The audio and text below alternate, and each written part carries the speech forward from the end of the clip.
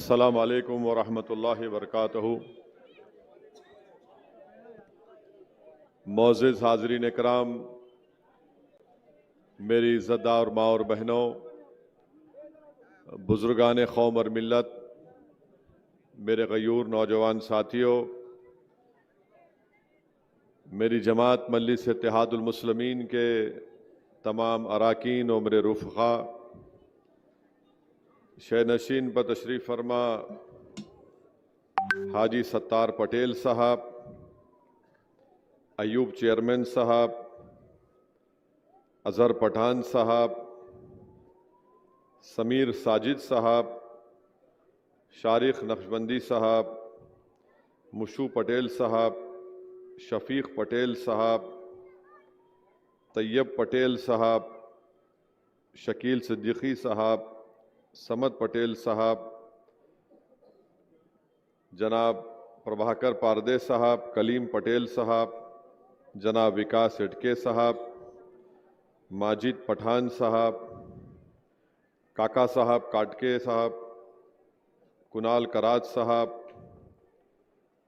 हैदराबाद के सीनियर मजलिसी रुकन वो रुकने बल्दिया सलीम बेग साहब, सीनियर मजलिसी क़ायद जनाब मंसूर खां साहब, सफ़ीउद्दीन शफ़ी साहब, असरार साहब, वहीदुज़्ज़मा साहब, असगर जैदी साहब, मोहतरमा फलक साहिबा, मेरे अज़ीज़ दोस्तों और बुज़ुर्गों, हरसुल की इस तारीख़ी मुकाम से मुझे मजलिस इत्तेहादुल मुस्लिमीन के इंतखाबी जलसे से आप तमाम के दरमियान में खड़े होकर बोलने का मौका मुझे अल्लाह सुब्हानहू तआला ने इनायत फरमाया।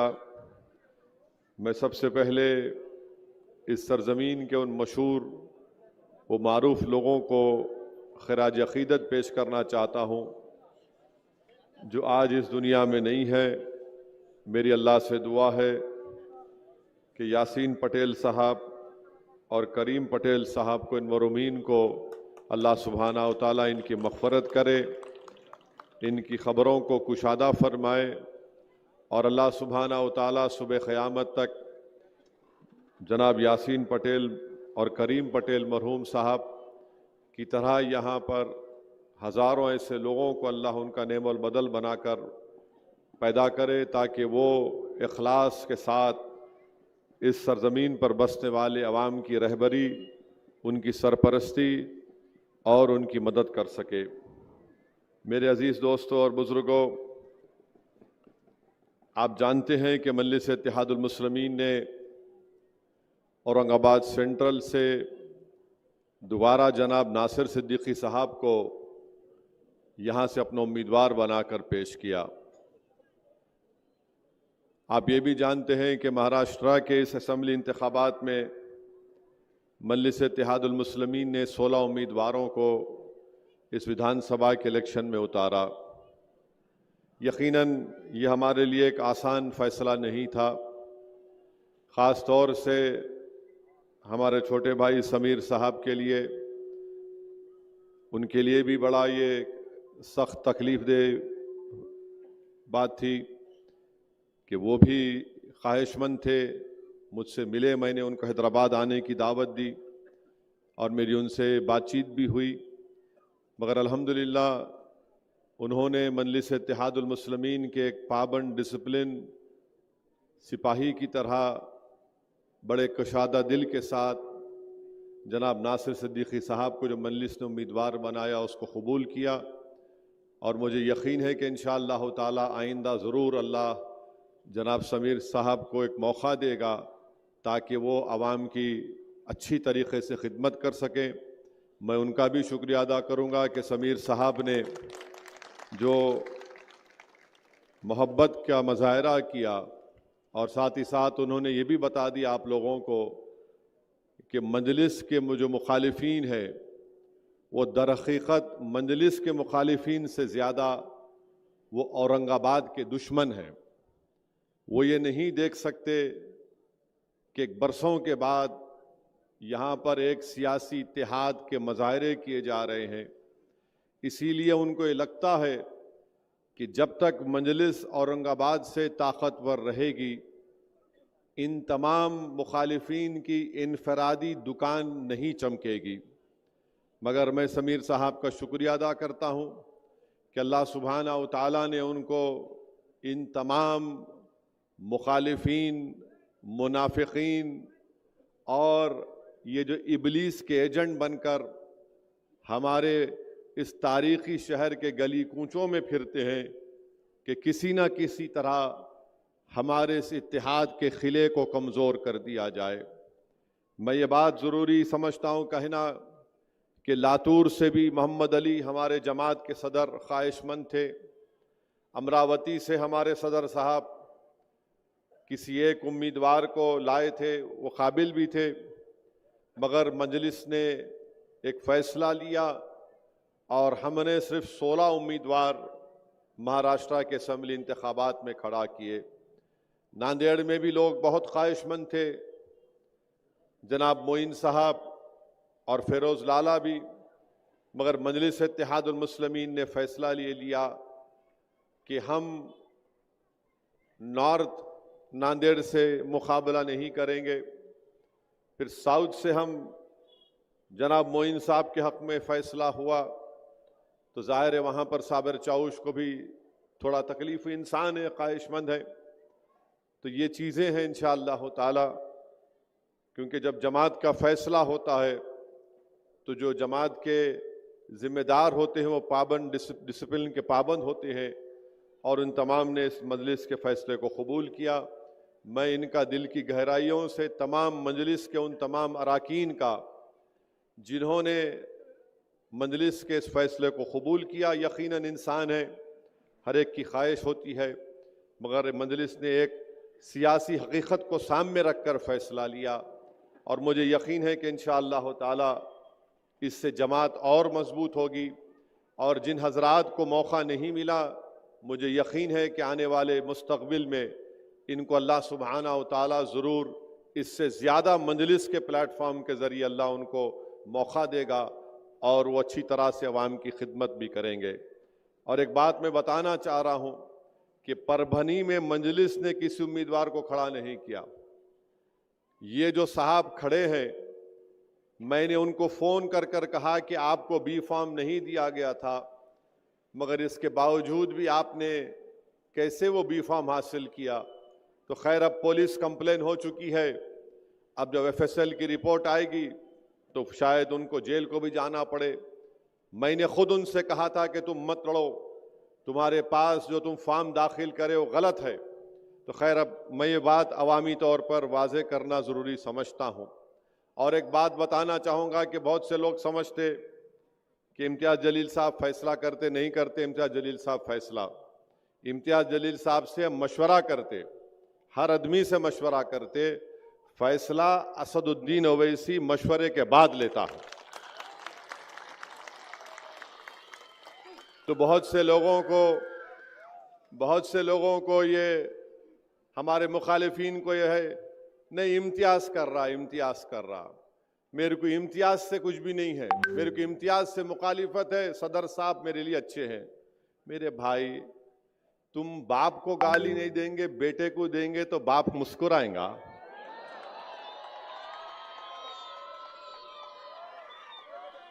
आप किसी एक ताकतवर खूबसूरत घर आपने तामीर किया मजलिस का, यहां पर औरंगाबाद में बड़ी शानदार इमारत आपने खड़ा की। इसमें हमारे बुजुर्गों की, नौजवानों की, माँ और बहनों की कुर्बानियां हैं। अब जब हमारी इमारत मजबूत होते जा रही तो इस इमारत पर आकर कोई पत्थर फेंक रहा है, नहीं, मेरे को सदर साहब से कुछ नहीं, इमारत पे पत्थर फेंक रहा हूं मैं, ये कैसे हो सकता है?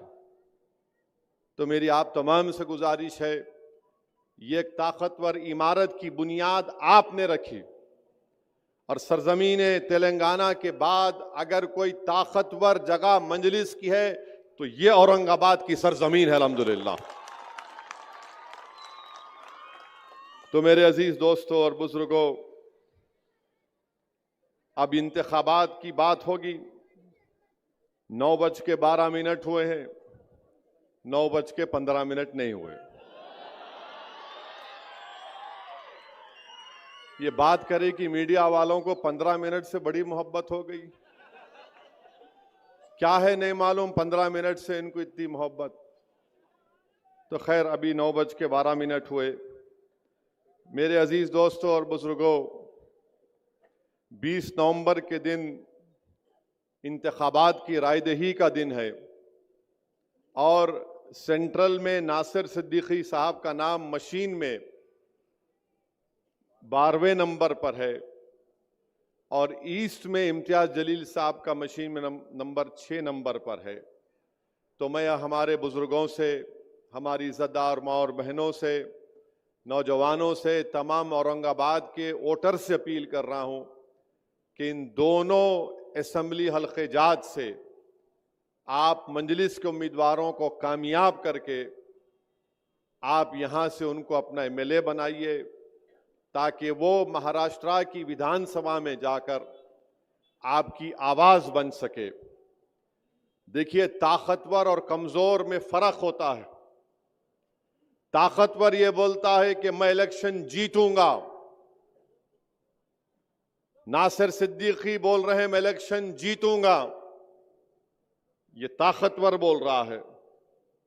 समीर बोल रहा है कि मेरे को टिकट नहीं मिला, वक्तिया तौर पे तकलीफ हुई, मगर मेरी जमात जीतेगी। इम्तियाज जलील ये कह रहे हैं कि मैं सेंट्रल से एमएलए था, अल्लाह ने और आपने मुझे कामयाब किया, फिर मुझे अल्लाह और यहां की आवाम ने मुझे एमपी बनाया, फिर अल्लाह का फैसला हुआ, मैं कामयाब नहीं हुआ। ये तमाम मुखालिफिन और मुनाफिकीन की साजिशों की वजह से मैं अब फिर जमात ने मुझे मौका दिया, इससे मैं लड़ूंगा और कामयाब होऊंगा। अब जो कमजोर होता है वो क्या बोलता है, मैं जीतूंगा नहीं, मैं इसको हराऊंगा। समझे आप? जीतने वाला क्या बोलता, मैं जीतूंगा। जो कमजोर होता है जहनी तौर पर भी, किरदार के तौर पर भी, वो कहता है नहीं, मैं इसको हराऊंगा। तो ये जो बीजेपी आरएसएस की साजिश ये है कि पूरे महाराष्ट्र में उन्होंने ऐसे 100 उम्मीदवारों को खड़ा किया जिनका नाम उर्दू जबान से शुरू होता है। समझे ना? समझे नहीं समझे? हाँ, देखो बच्चा समझ गया। तू बहुत बड़ा लीडर बनेगा इंशाअल्लाह औरंगाबाद में। तो बीजेपी ने 100 ऐसे इंडिपेंडेंट उम्मीदवारों को खड़ा किया जिनका नाम उर्दू जबान से शुरू होता है। तो मोदी की साजिश यह है कि ये 100-200 ले ले, ये 100-200 ले ले तो वहां पर उनको कामयाबी मिल जाएगी, वोट आपका और हमारा डिवाइड होगा। मगर मैं इन तमाम 100 लोगों से कहना चाह रहा हूं कि आप इस शहर को कमजोर करके रात में कैसे सो सकेंगे अपने घर में, बताओ मेरे को। आप इस शहर को और कमजोर करके कैसे आप अपनी जमीर को जिंदा रख पाएंगे? आप का नाम कुछ और है मगर आप काम किसका कर रहे हैं देख लो। आप जीतने के लिए नहीं लड़ रहे हैं क्योंकि आप कमजोर हैं, आप हराने के लिए लड़ रहे हैं। आपकी पूरी सोच यह है कि मोदी जीते, मजलिस ना जीते, कोई भी जीते मगर मजलिस ना जीते। मैं इन लोगों से कहना चाह रहा हूं, ये शहर सबका है। तुम अपना जमीर को कैसे जिंदा रखोगे? तुमको रात में नींद कैसे आएगी अगर तुम ये जो काम करने जा रहे हो? तो मेरी आप तमाम से अपील है कि ये जो कमजोर लोग खड़े हैं इनको एक वोट भी मत दीजिए। देखिए, मैं आपको याद दिला रहा हूं कि 20 साल के बाद Imtiaz Jaleel member of parliament बनकर दिल्ली की पार्लियामेंट में गया तो महाराष्ट्र की सियासत में एक हलचल आई, एक जलजला आया। मगर जब 2024 का चुनाव आया तो सब मिलकर इम्तियाज जलील को हराने में लग गए। मेरी आपसे गुजारिश है, कैसा उन्होंने क्या, नहीं जीतता ही नहीं, कंफ्यूजन पैदा कर दिए लोगों के दिलों में, जाकर एक फुला पैदा कर दिए, कैलकुलेशन है, ये है वो है।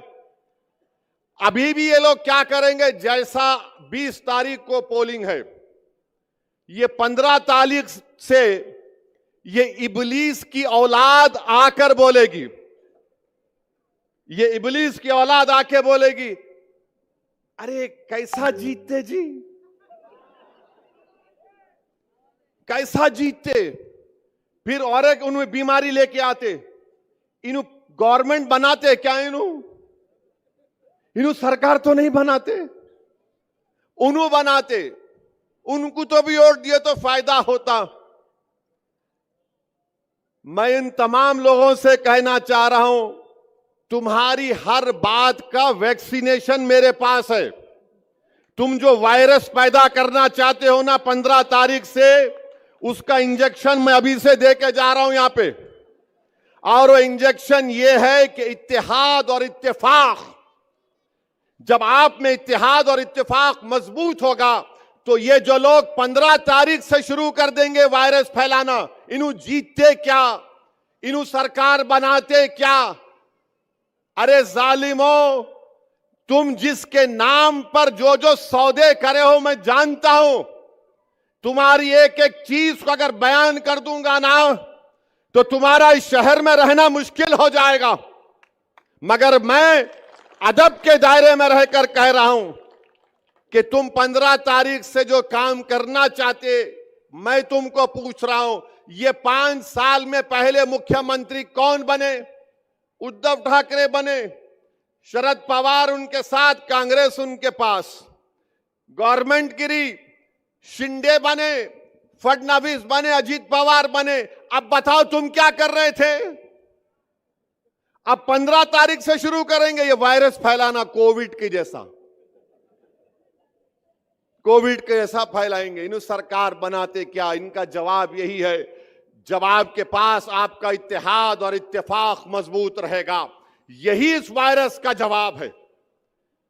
ये जो यही खड़े हैं कि इनको जीतने का मतलब मकसद नहीं है, नासिर ना जीते, इम्तियाज ना जीते, कोई नहीं जीतना, इनको हराना और अपनी दुकान को चमकाना, क्योंकि ये मजलिस को बर्दाश्त नहीं करते, क्योंकि ये आपका इत्तेहाद है, ये आपकी शनाख्त है, ये आपकी ताकत है कि बरसों के बाद आपने अपनी वोट की अहमियत को समझा, आप में एक सियासी शऊर बेदार हुआ। ये इस बात को पसंद नहीं करते कि एक शख्स रसूलुल्लाह सल्लल्लाहु अलैहि वसल्लम के शान में बकवास बकने की कोशिश किया। हम बार बार बोलते हैं उन्हें गुस्ताखी किया। नहीं मेरे भाई, अगर कोई आसमान की तरफ देखकर थूकेगा तो थूकने वाले के चेहरे पर गिरता है, आसमान पर नहीं गिरता। अगर कोई बोलेगा कि मैं चांद को पत्थर मार के तोड़ दूंगा, तो चांद पर नहीं जाता पत्थर, वापिस उसके पास आके गिरता। मगर दुनिया ये समझ रही थी कि सिर्फ बयान देकर खामोश हो जाएंगे। मगर एक मजलिस का एक सिपाही है और रहेगा, जिसने दुनिया को बता दिया कि जालिमों ने, मुनाफिकीन ने तमाम मिलकर मुझे औरंगाबाद की पार्लियामेंट की सीट से जीतने नहीं दिए। मगर मैं एमपी नहीं था, मगर मैंने अपने आका की गुलामी का सबूत इस बात पर दिया कि मैं एमपी रहूं या ना रहूं, मेरे जीने का मकसद यह है कि किसी भी मजहबी रहनुमा के ऊपर कोई बकवास नहीं कर सकता। इम्तियाज जलील ने ऐलान किया कि बंबई में जुलूस तक जाएंगे, गाड़ियों की जुलूस पे जाएंगे। तो ये वायरस फैलाने वाले बोल दिए, क्या होगा, इसको पुलिस रोक लेती, ऐसा ही ड्रामा कर रहा है इन्हें। ये वायरस फैलाने वाले हिंदुस्तान की बड़ी बड़ी शख्सियतों के पास पहुंच गए। अरे जरा असदुद्दीन साहब को समझाइए। तो खैर वो लोग मेरे को ही बताए, मैंने कहा हजरत इम्तियाज जलील खाली मशवरा देते, फैसला मेरा है, एक बार फैसला हो गया तो वापस नहीं लिया जा सकता। फिर वो लोग मेरे को कांटेक्ट किए, अजी साहब दंगा हो जाएगा, मेला दंगा होगा? कैसे दंगा होगा बताओ? नहीं दंगा हो सकता, मैं कह रहा हूं नहीं होगा। अरे आपको क्या है, आप हैदराबाद में बैठे। मेला हजरत हैदराबाद में बैठा हूं, दिल औरंगाबाद की जनता को देकर आया हूं। फिर मेरे को बोले अब क्या है कि आप जो चाहे कर लो। मेला आपसे कौन पूछ रहे, मैं करना चाह रहा हूं, आपको क्या करना है? जो चाहे करेंगे। इम्तियाज जलील जुलूस निकालने के उस दिन मेरे को फोन करे, असद भाई बड़ी बड़ी पुलिस के लोग आके मेरे को बोल रहे नको निकलो। मैंने कहा इम्तियाज साहब आप ये बोले ना कि आप बंबई जाके बंबई के होम मिनिस्टर को महाराष्ट्र के एक मेजर देंगे कि उस शख्स को गिरफ्तार करो, उस पर कानूनी कार्रवाई करो, तो आप उनको बोलो तुम मेरे को बंबई जाने मत दो, अमित शाह यहां पे है, मैं यहां जाके इनसे मिल लेता हूं। तो पुलिस के लोग बोले अम्मा इन्हें तो नमाज कम कराने गए तो हमारे गले में ज़कात सदका रोजे भी डाल दे रहा। तो बोले नहीं आप चले जाओ, शाह साहब को डिस्टर्ब मत करो। इसको सियासत बोलते प्यारे, ये कमजोर लोग नहीं समझ सकते। खैर जुलूस निकला अल्हम्दुलिल्लाह। मैं लाखों बार सलाम करता हूं तमाम फर्जंदान तौहीद को, जो नहीं मालूम मराठवाड़ा से वेस्टर्न महाराष्ट्र से कहां से आए, जो दुनिया ये समझ रही थी कि नहीं सिर्फ 100 गाड़ियां निकलेंगी। दुनिया ने देख लिया कि नामूस से रिसालत के मसले पर अगर किसी ने आवाज उठाई, एहतजाज किया, तो उसका नाम इम्तियाज जलील और मजलिस इत्तेहादुल मुस्लिमीन। तो मेरे भाई जुलूस निकल गया। अब ये वायरस, कोविड के वायरस वालों को परेशानी शुरू हो गई। अम्मा ये नया काम कर दिया इन्हें, अब इनको समझ में नहीं आया। अच्छा ये जितने खड़े हुए हैं ना मजलिस के खिलाफ, जिनके नाम उर्दू से शुरू होते, जो नासिर के खिलाफ, इम्तियाज के खिलाफ खड़े हुए, इनसे पूछो जाके वो गाड़ियों के जुलूस में तू एक गाड़ी दिया क्या? एक गाड़ी तो देना था। कोई गाड़ी तो छोड़ो, ये निकले भी नहीं घर से अपने। अरे जब तुम एक गाड़ी नहीं दे सकते, तुम एक दमड़ी नहीं दे सकते, तो तुम इस गयूर सरजमीन पर बसने वाले फर्जंदाने तौहीद और आशिक रसूल की ओर तुम कैसा मांग सकते? बताओ मेरे को, किस मुंह से तुम वोट मांगने निकले हो? हां तुम्हारे पप्पा मोदी है, पप्पा जी का ऑर्डर हुआ, बोले नाम डाल दे प्यारे, तो आप फौरन अपने मालिक को खुश करने के लिए ये 90 लोग पूरे महाराष्ट्र में अपने नाम डाल दिए, इस उम्मीद पर कि चंदे में कम से कम 100 वोट तो मिल जाएंगे। चंदे में कुछ नहीं मिलेगा इंशाअल्लाह ताला। मुझे यकीन है कि तुम्हारे घर में तुम्हारी मां, तुम्हारा बाप, तुम्हारा बेटा भी मजलिस को वोट देगा इंशाअल्लाह ताला। तुम देख लेना मेरी इस बात को। तुम अपने घर में क्या हो रहा नहीं जानते हो, तुम्हारी औलाद क्या कह रही है मुझसे मैं जानता हूं, मगर तुम खड़े होकर सिर्फ बीजेपी को और मजलिस के मुखालिफिन को कामयाब करना चाहती हैं। मेरी आपसे गुजारिश है कि इम्तियाज जलील को नहीं, नासिर सिद्दीकी को मत देखिए, असदुद्दीन ओवैसी को मत देखिए, अपनी इस इमारत को देखिए जिसको आपने औरंगाबाद में तामीर किया। और याद रखिए ये इमारत और ताकतवर बनाना है उसको। उस इमारत को आपको अपनी मेहनतों से आपने तामीर शुरू की, उसकी बुनियादों में आपके आंसू हैं, उसकी बुनियादों में आपका खून है, उसकी बुनियादों में हमारे आने वाली नस्लों के ख्वाबों को पूरा करना है।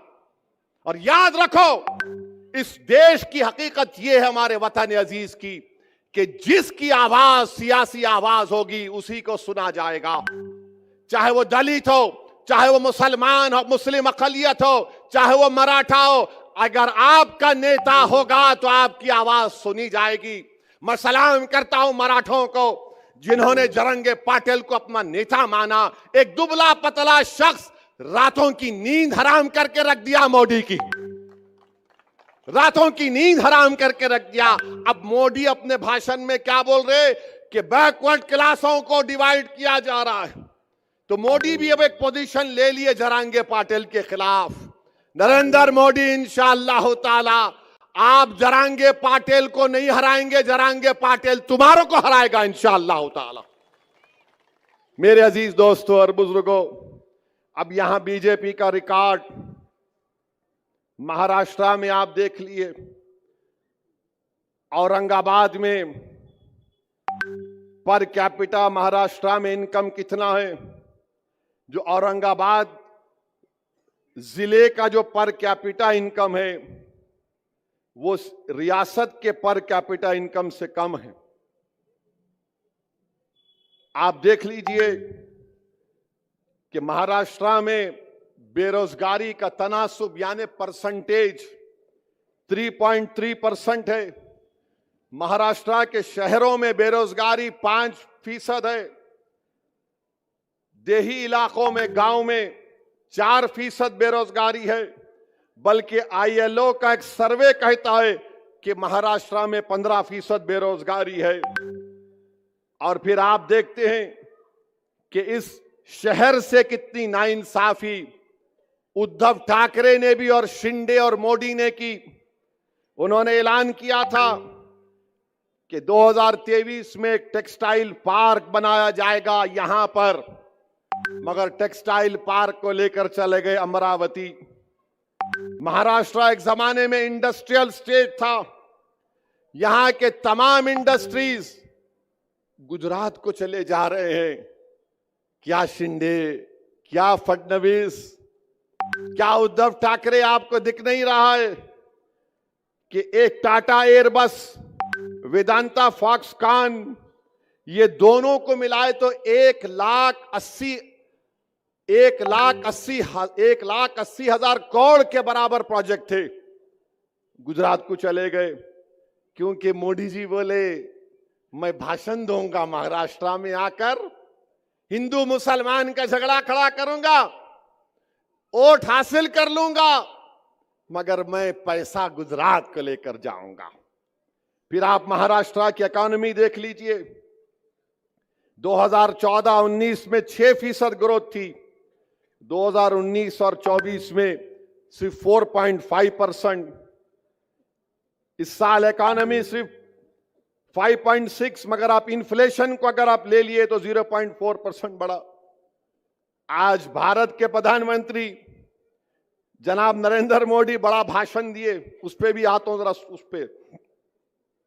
महाराष्ट्र में 2023 में 2850 किसानों ने खुदकुशी कर ली।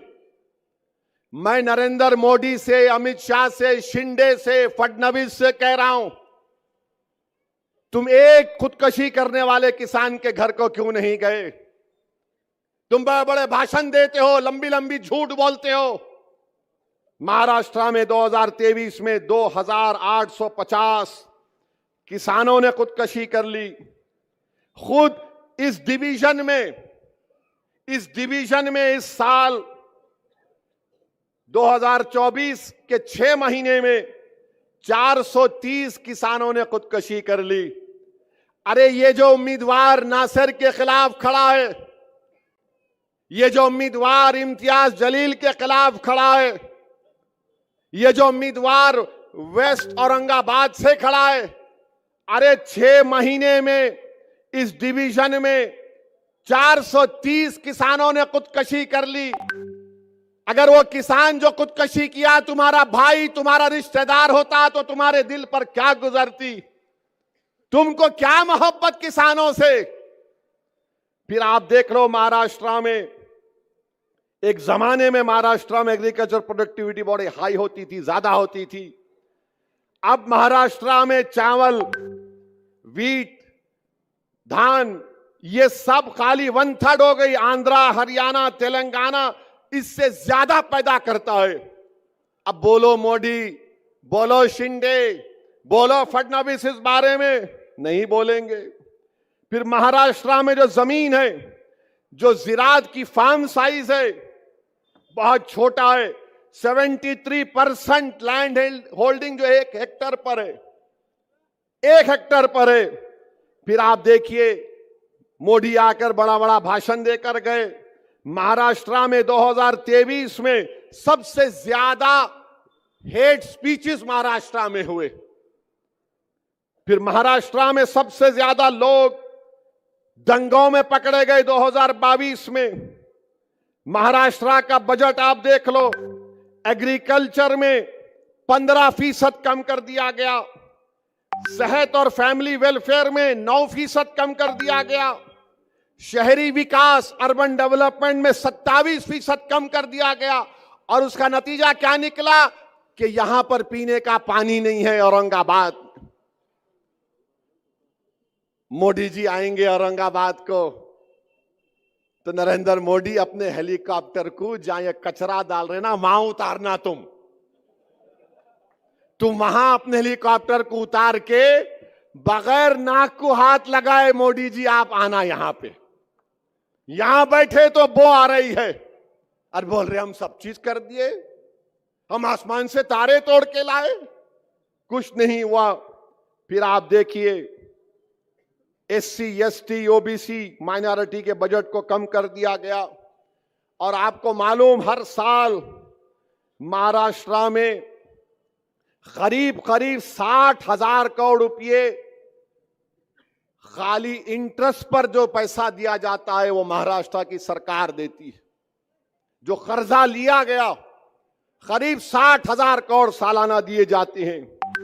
अच्छा, ये शिंदे बोल रहे मैं लाडली बहना दिया, अच्छा किए, जेब से दिए, घर का पैसा है तुम्हारे, पब्लिक का पैसा है। जिसको मिला बहुत अच्छा है, जिसको मिला मिलके भी आप किसको बटन दबाएंगे?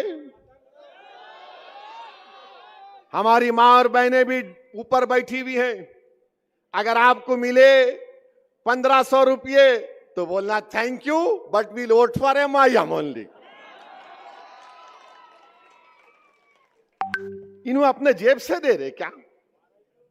60 साल से नाइंसाफी करे, मिला अच्छा है और मिलना था। अच्छा, अब ये मैं सुना के बाद लोग बांट रहे भी मिठाई, ए तो आना चलना, ये मेरे पद यात्रा में चल। अच्छा, कोई टून भी है तो बोले तो आके बैठ मेरे जलसे में, तेरे को इतने पैसे लो, मिठाई खाओ। इनका ने बहुत आया मोदी के पास से, मिठाई खाओ बोल रहा हूं मैं। अब मिठाई गुलाब जामुन भी हो सकती, जो जो दे रहे खाओ, छोड़ो मत, यही मौका है खींचने का। फिर आप देखो माइनॉरिटी का बजट सिर्फ 975 करोड़। अब ये लोग बोलते अरे मंजलिस के साथ जीत गए तो क्या कर लिए रे तेलंगाना में, क्या कर लिए वहां तेलंगाना में? यहां पर महाराष्ट्र का वजारत अखिलती बहबूद मिनिस्ट्री ऑफ माइनॉरिटी का बजट 975 करोड़ रुपए, तेलंगाना में 3000 करोड़ रुपए।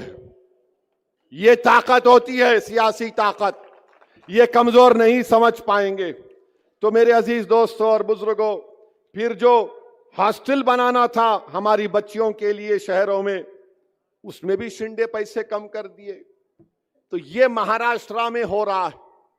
अच्छा मेरे अजीज दोस्तों और बुजुर्गों, आप जानते हैं कि इस शहर में कोई काम नहीं हुआ।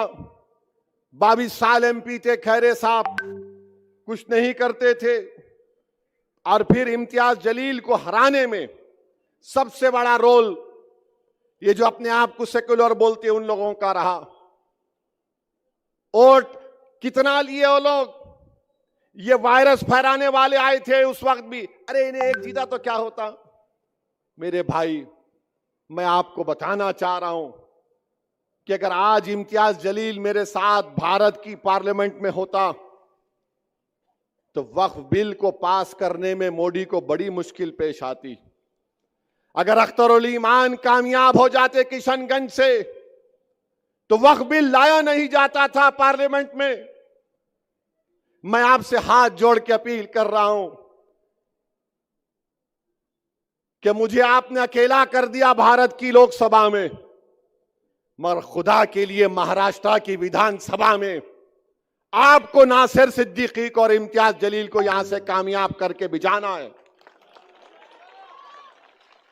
ठीक है, मैं अकेला पहले भी था, अल्लाह ने मेरी मदद की और आज भी अल्लाह इंशाअल्लाह आपकी दुआओं के तौफैल मदद करता रहेगा। मगर मेरे भाई, जमात की आवाज, आपके शहर की आवाज कौन हो सकता, मेरे को बताओ? जो कचरे का ढेर लगा दिया रसूल में, जो पीने के पानी के लिए वो लोगों को तरसाते हैं, जो हम महले जात में गंदगी को फैला दिया गया। इम्तियाज जलील कोर्ट को गया दवाखानों में भर्ती करने के लिए, कामयाब हुआ। इम्तियाज जलील औरंगाबाद के गरीबों के पीएमएवाई के घरों के लिए कोर्ट को गया। क्या मुसलमानों के लिए गया? नहीं, औरंगाबाद के गरीबों के लिए इम्तियाज जलील गया था। ये लोग आपके सामने कुछ नहीं करेंगे। फिर मेरे अजीज दोस्तों और बुजुर्गों, 20 साल के बाद एक एमपी जीत कर आया। इन तमाम कमजोरों ने मिलकर इम्तियाज जलील को शिकस्त दी। इनका एक ही मकसद है, नासिर नहीं जीतना, इम्तियाज नहीं जीतना, कोई और जीत जाए। मेरे भाई याद रखो, महाराष्ट्र की विधानसभा में आपकी आवाज नासिर सिद्दीकी हो सकता है, कोई और नहीं हो सकता है। इससे इम्तियाज जलील कामयाब होगा तो गरीबों की आवाज इम्तियाज जलील होगा। फिर आप देखते हैं कि भारत के प्राइम मिनिस्टर ने आज बोला, मोदी ने बोला, एक है तो सेफ है, एक है तो सेफ है। ये मीडिया वाले मेरे पीछे आ गए दोपहर में, इन भाई देखो जिनके सर पे कम बाल है मगर अपने भाई है। आई लव यू, मैं पूरों से मोहब्बत करता हूं। तो उन्होंने बोले, अरे बोलो ना भाई, उन्होंने बोले। मैं बोला शाम में, इस उम्मीद पर बोल रहा हूं कि बाद में नान खलिया आप खिलाएंगे मेरे को। मोदी बोले एक है तो सेफ है। अब इसका जवाब क्या है मजलिस की तरफ से, असदुद्दीन ओवैसी की तरफ से? मोदी जी सुनो, अनेक है तो अखंड है। मोदी क्या बोल रहे? एक है तो सेफ है। मजलिस क्या बोल रही? मोदी अनेक है तो अखंड है। भारत में अनेक लोग हैं, मराठा है, दलित है, मुसलमान है, क्रिश्चियन है, ईसाई है, ओबीसी है, तमिलियन है, पंजाबी है, तेलंगाना का है, तेलुगु बोलने वाला है, अरे अनेक है। तो भारत अखंड है। मोदी क्या बोल रहे? एक हो जाओ। कैसा होंगे बाबा? कोई अपने कल्चर को छोड़ेगा, कोई अपनी गुजराती तहजीब को छोड़ेगा, तो मोदी चाहते क्या है कि सब भारत की डाइवर्सिटी खत्म हो जाए। ये एक का मतलब ये है। मजलिस क्या बोल रही? हम अनेक हैं तो अखंड है। मोदी एक करना चाहते हैं, आरएसएस एक करना चाहती है। और मैं मोदी को जवाब दे रहा हूं, इंसाफ है तो इंडिया सेफ है, इंसाफ है तो इंडिया सेफ है, संविधान है तो सम्मान है, अंबेडकर जिंदा है तो गोडसे मुर्दा है। और फिर मोदी बोले एक है तो सेफ है। जितने छत्रपति शिवाजी महाराज को सच्चे मानने वाले हैं तो मोहब्बत है, तो मोहब्बत है। और मोदी बोल रहे एक है तो सेफ है। तो मोदी क्या कर रहे महाराष्ट्र के चुनाव में? मोदी एक काम कर रहे हैं कि मराठा वर्सेस ओबीसी कर रहे हैं। मोदी क्या करना चाहते हैं? मैं हमारे ओबीसी भाइयों को बोल रहा हूं कि इसकी साजिश में मत आओ आप। ये एक की बात कर रहा है, हम अनेक की बात कर रहे हैं। ये लड़ाना चाहते हैं, एक के नाम पर सबको लड़ाना चाहते हैं। आप इनकी साजिशों में मत आओ। अच्छा मोदी जी ये तो बताओ, एक है तो सेफ है, तो आपने क्यों कहा था 2024 के पार्लियामेंट के इलेक्शन में राजस्थान में आपने हिंदू बहनों से कहा था कि आपका मंगलसूत्र निकाल कर मुस्लिम औरतों को दे दिया जाएगा? और आप आज महाराष्ट्र में आके बोल रहे एक है तो सेफ है। फिर मोदी ने कहा आपकी भैंस को लेकर मुसलमानों को भैंस दे दिया जाएगा। मोदी ने कहा था कपड़े देखकर पहचानो, अगर एक है तो सेफ है। तो बताओ मोदी, आपके घर से चंद मिनट के फासले पर दिल्ली की सड़कों पर किसका खून बह रहा था, किसको बेघर कर दिया गया था, इसका बात नहीं करेंगे। और फिर मोदी बोलते हैं एक है तो सेफ है। मोदी जी, वो इतने 4 साल से चीन जो कब्जा करके बैठा हुआ है, तो अब कल से भाजपा वाले बोलेंगे ए ओवैसी क्या बोल रहा है, डेप्सांग डेमचाक पोंगसांग सू में चीन पीछे हट गया। चीन पीछे हट गया, अब वहां पे बर्फ है, 25 पेट्रोलिंग पॉइंट पे हम नहीं जा सकते। मैंने नहीं कहा, लद्दाख की एसपी ने कहा, मोहतरमा ने कहा। तुमने डेमचाक डेमसांग में बफर जोन बना दिए। क्यों बनाए तुम बफर जोन? किसी के बाप की जमीन नहीं, भारत की जमीन है वो।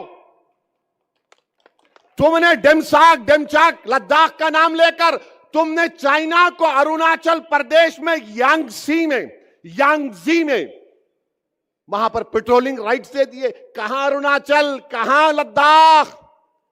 और इसी पार्लियामेंट में राजनाथ सिंह ने खड़े होकर अरुणाचल प्रदेश के यांगसी के बारे में कहा था चाइना यूनिलैटरली हमारे बॉर्डर को बदलना चाहता है। आज मोदी चाइना को अरुणाचल प्रदेश में पेट्रोलिंग के राइट्स दे दिए। और फिर मोदी क्या समझते कि जो मेरे को मान लिया उन्हें देशभक्त है, जो नहीं माना उन्हें देशभक्त नहीं है। मैं आपको नहीं मानता मोदी जी, क्या करेंगे आप? मैं देशभक्त हूं, मैं नहीं मानता तुम्हारे को, मैं तुम्हारी आइडियोलॉजी को नहीं मानता। मैं तुम्हारे साथ जब तक जिंदा हूं तुम्हारे से खिलाफ लड़ता था, लड़ता रहूंगा इंशाअल्लाह ताला। मैं नहीं मानता तुम्हारी आइडियोलॉजी को जो लोगों के दिलों को तोड़ती है।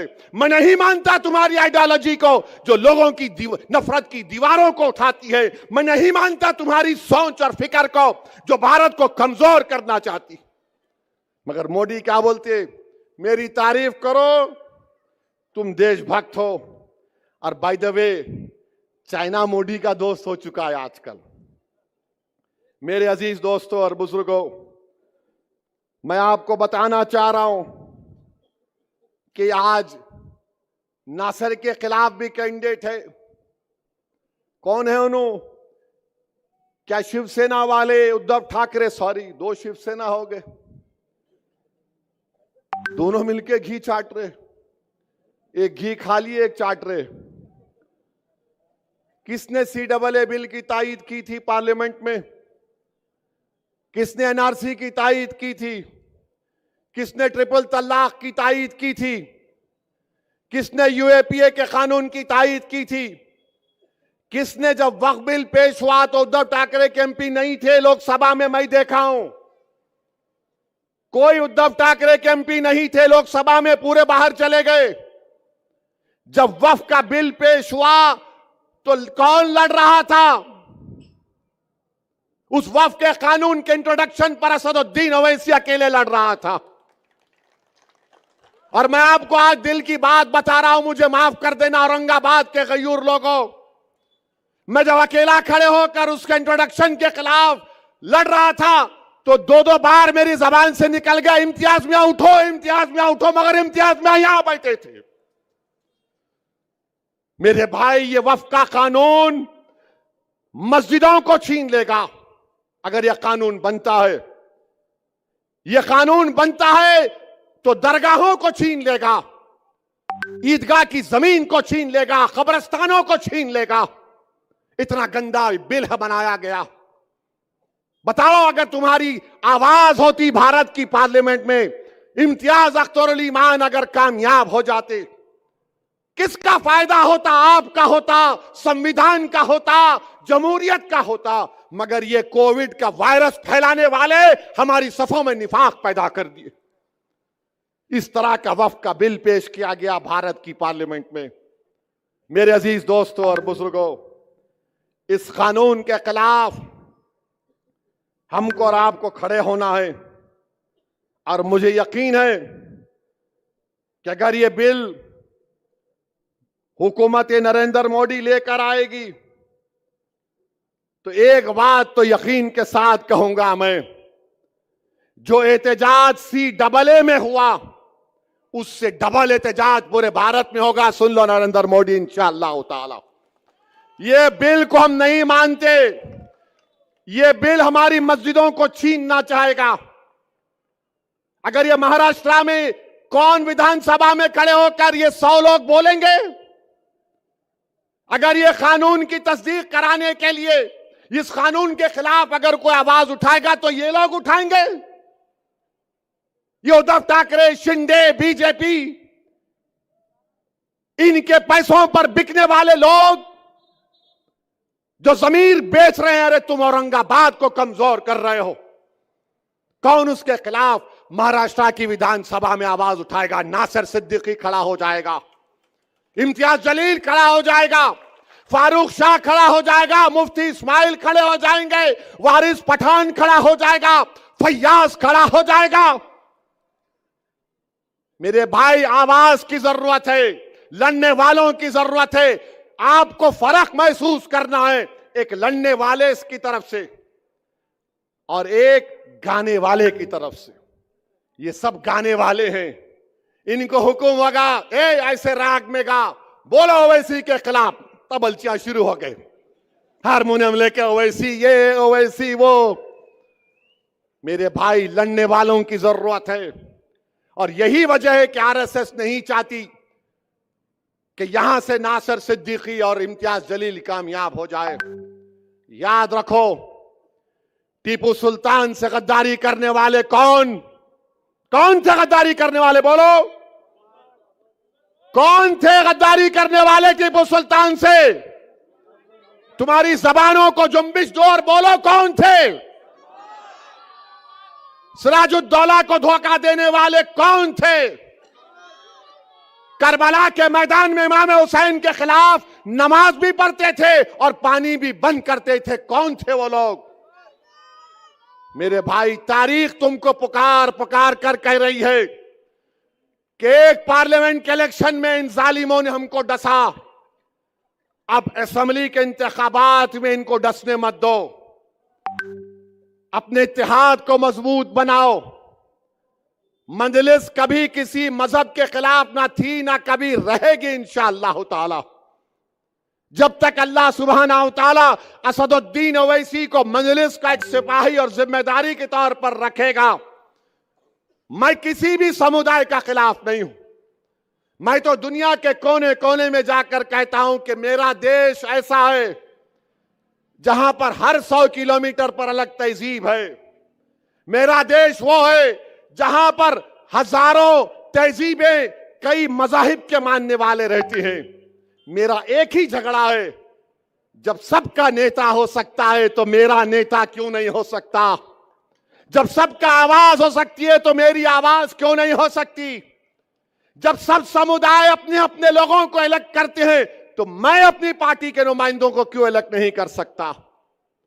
मेरा झगड़ा एक ही है और मैं आपसे अपील करने आया हूं कि वक्फ बिल आपके सामने है।